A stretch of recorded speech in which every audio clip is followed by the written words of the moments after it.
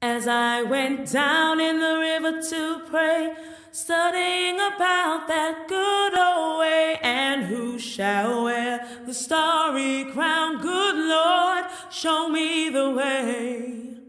Oh, sisters, let's go down, come on down. Oh, sisters, let's go down in the river to pray.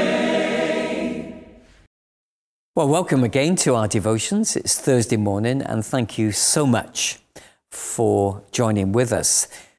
The end of the number 5 is drawing nigh. It's coming close to us. Only 2 more sessions to go, and we will move on to something else. We're looking at the first 5 books of the New Testament. They are sectioned together as history books. And over the last 3 days, we've looked at 3 gospel stories. Today, we're going to begin with the 4th gospel story, and then tomorrow, we'll finish up with the book of Acts. We've already thought about Matthew and the way that he focuses on introducing us to Jesus as the King of the Jews. And he's helped us to see how radically different Jesus proved to be as the King of the Jews. Then we've moved on to think about the way that Mark, who presents us as Jesus as the Son of Man, and how that reminds us that Jesus came to us in his humanity, and we can connect with that. Alongside that, of course, is the way that Mark gives us insight into the way that sometimes the disciples let Jesus down, and how Jesus never gave up on them. Yesterday, we thought about Luke's story of Jesus, and we highlighted the level of accessibility to Jesus. The way to Jesus is wide open, and Jesus has come to seek and to find the lost. He's open to be with all of us. Today, we're going to think about John's story of Jesus. Let me read John chapter 1, verses 1 to 18. In the beginning was the Word, and the Word was with God, and the Word was God. He was with God in the beginning. Through him all things were made. Without him nothing was made that has been made. In him was life, and that life was the light of men. The light shines in the darkness, but the darkness has not understood it. There came a man who was sent from God. His name was John. He came as a witness to testify concerning that light, so that through him all men might believe. He himself was not the light, he came only as a witness to the light. The true light that gives light to every man was coming into the world. He was in the world, and though the world was made through him, the world did not recognize him. He came to that which was his own, but his own did not receive him. Yet to all who received him, to all who believed in his name, he gave the right to become children of God, children born not of a natural descent, nor of a human decision, or of a husband's will, but born of God. The Word became flesh and made his dwelling among us. We have seen his glory, the glory of the one and only, who has come from the Father, full of grace and truth. John testifies concerning him. He cries out, saying, was he of whom I said, he who comes after me has surpassed me, because he was before me. From the fullness of his grace, we have all received one blessing after another.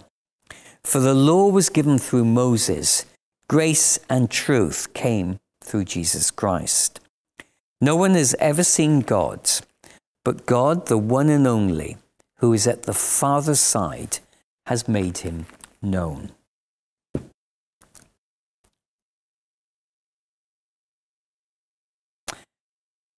Exactly which John wrote this incredible story of the life of Jesus, Well, that remains an issue of some debate amongst scholars. But for the sake of not wasting time this morning, let's really assume that it was John, the beloved disciple of Jesus. John, of course, was one of the inner three, the circle of three disciples, together with his brother James and, of course, Peter. He was one of the first followers of Jesus. He was one that stood with the women at the cross. And he was the person who was ultimately to become a very significant church leader who later received a revelation from Jesus that we find at the end of the New Testament. Along with that, it's believed he also penned 3 letters or epistles, which we have access to today in the New Testament. Some believe he died a martyr, but history remains fairly unclear on whether or not that was the case. When it comes to John's theme, well, I think you only have to read his story once to realize that this is a very different kind of narrative. In fact, it's less of a narrative and more of what we could describe as a theological reflection on the life, teaching, death, and resurrection of Jesus. It gives us reflective insight into a wider understanding of who and what Jesus was truly all about. And unsurprisingly, John majors on the divinity of Jesus.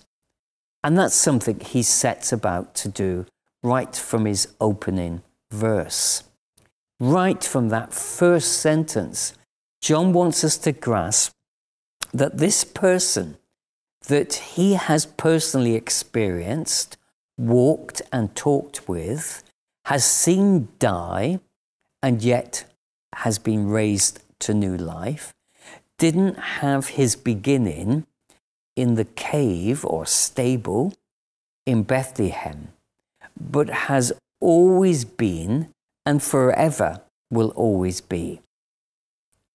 He's forever, John wants us to understand, been God and creator of all that there is.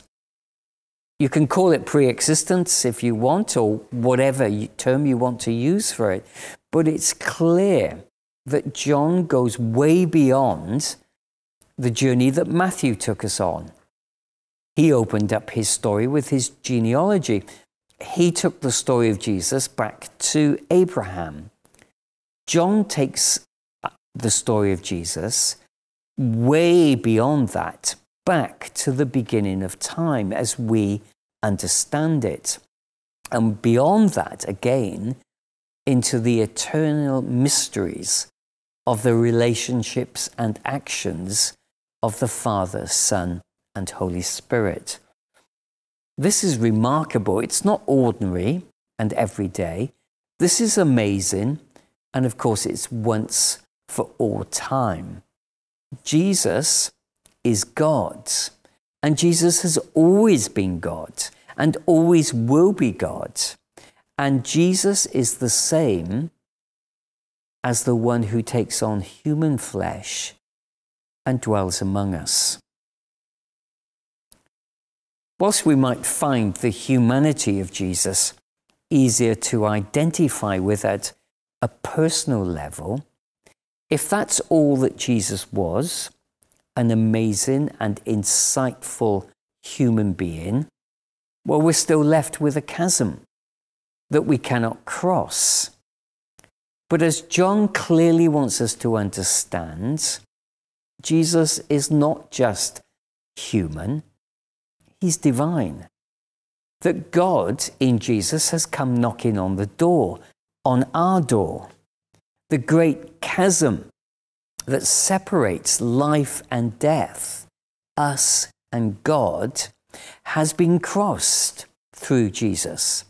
And now the invitation is through the cross, in our spirits, to cross over this chasm from life, from death to life, from separation to a new, close and living and intimate relationship with God.